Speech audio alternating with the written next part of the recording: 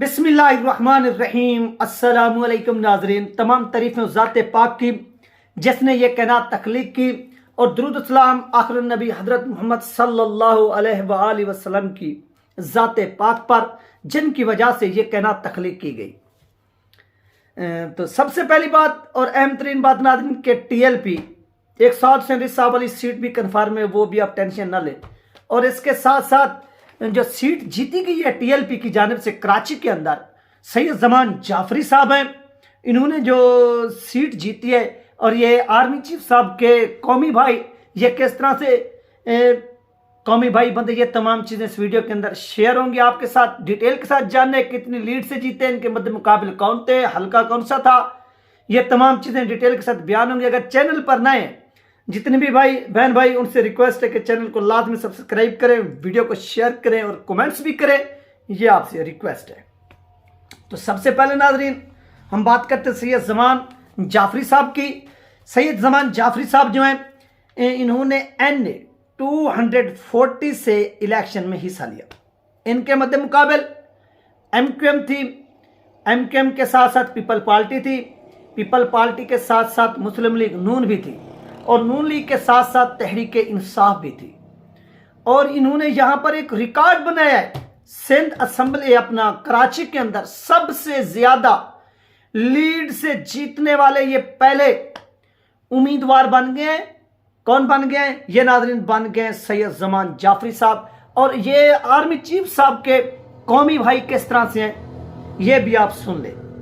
यानी सैयद जनरल आसिम मुनीर साहब जो है, ये उनके कौमी भाई हैं। कौमी भाई कैसे कि उनके नाम के साथ भी पहले सैयद लगता है, और इनके नाम के साथ भी पहले क्या लगता है? सैयद लगता है। ये भी सैयद हैं और वो भी सैयद हैं। तो यहां पर आप देखें कि एक सैयद आर्मी चीफ साहब हो गए, दूसरे सैयद ये सैयद जमान जाफरी साहब हो गए, वो वहां पर, और ये नेशनल असेंबली में। तो इस तरह से तहरीक लबैक पाकिस्तान ने यहां से सीट विन की है, सीट जीती है। तो ये तहरीक लबैक पाकिस्तान के दोस्तों को बहुत बहुत मुबारक हो। ये ऐसा समझ लें कि तहरीक लबैक पाकिस्तान को, आज से आपको मालूम होगा कि पहले 2018 के अंदर सिंध ने तहरीक लबैक पाकिस्तान को 3 नशिस्तों का तोहफा दिया था। नेशनल असेंबली की 3 नशिस्तें TLP जो थी उसने विन की थी, आप सब लोगों ने देखी थी। और इस तरह से अब यहाँ पर भी तहरीक लबैक पाकिस्तान जो है, यहाँ से अब एक नेशनल असेंबली जो कन्फर्म सीट है, जो इस वक्त इलेक्शन कमीशन ऑफ पाकिस्तान की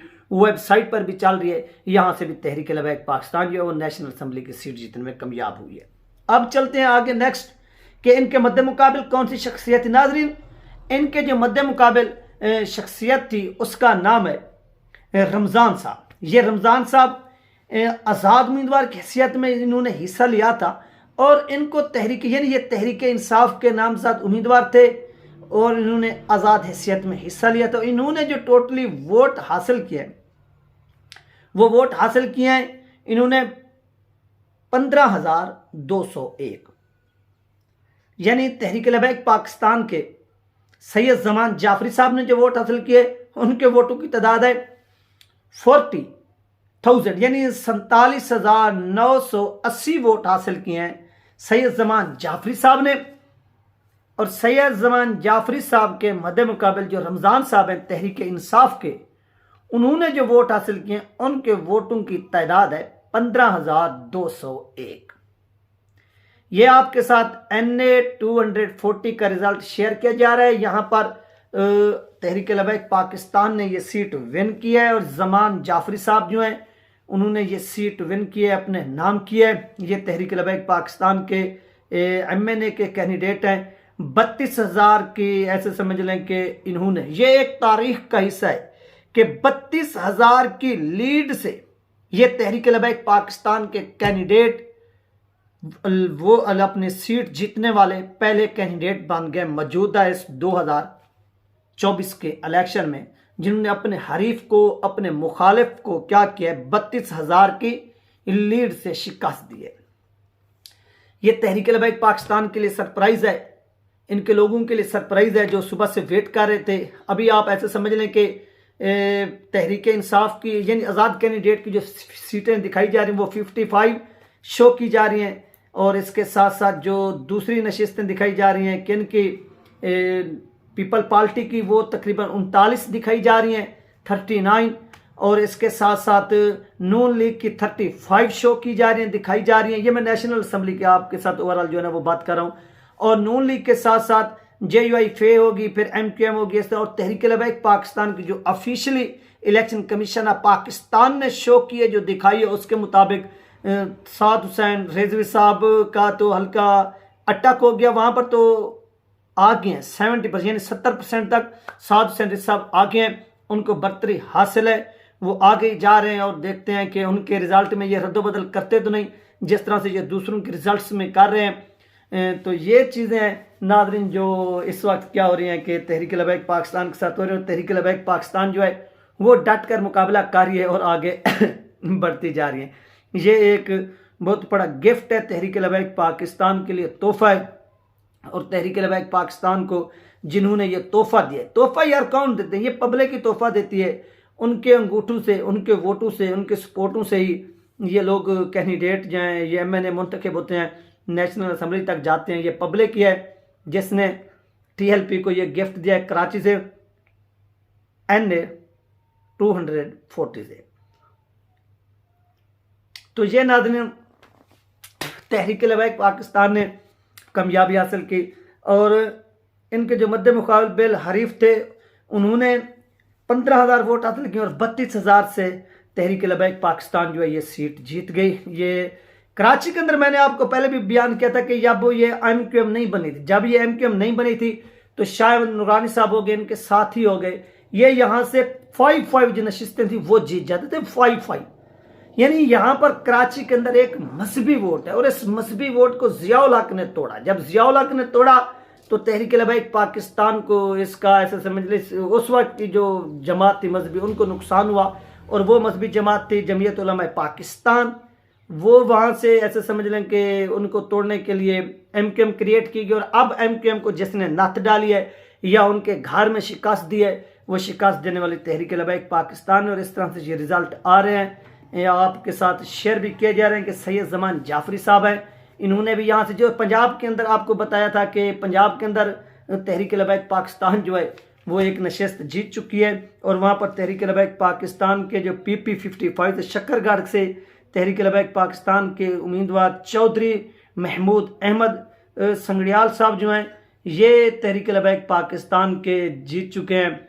तो इस तरह से यार नाज़रीन ये जो मार्जिन है ये सामने आ रहा है और सुनने में ये बात भी आ रही है।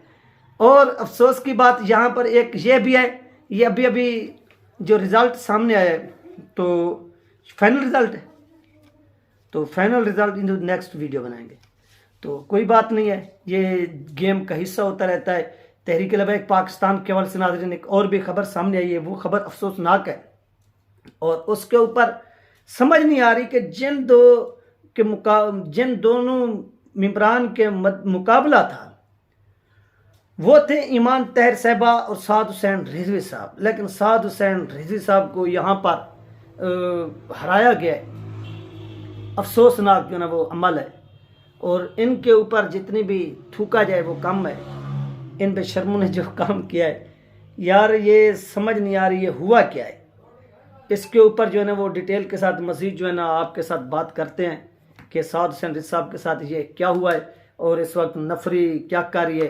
तो हमें ये उम्मीद थी कि साद हुसैन रिजवी साहब सीट जीत जाएंगे। बड़ा जोर भी लगाया कारकुनान ने, सैयद इनायतुल्लाह शाह साहब ने भी बहुत जोर लगाया, आप सब लोगों ने देखा। लेकिन इसके बावजूद भी तहरीक लबैक पाकिस्तान को यहाँ से हराया गया है। तो इंतहाई जो है ना वो अफसोसनाक अमल है, इसकी जितनी भी मजम्मत की जाए वो कम है। तो देखना यह है कि तहरीक लबैक पाकिस्तान जो है वो इसके ऊपर अपना क्या रद्द अमल देती है। तो इस तरह से जो ये दोगलापन खेला जा रहा है या किया जा रहा है तहरीक लबैक पाकिस्तान के साथ, इसकी जितनी भी मजम्मत की जाए वो कम है। और तहरीक लबैक पाकिस्तान को हराने के लिए ये तमाम लोग जो है वो मिले हुए हैं और लग नहीं रहा कि ये कामयाब होंगे। और इंशाल्लाह तहरीक लबैक पाकिस्तान जो है इसके ऊपर अपना रिस्पॉन्स जो है वो लाजमी देगी और ये रिस्पॉन्स याद भी करेंगे।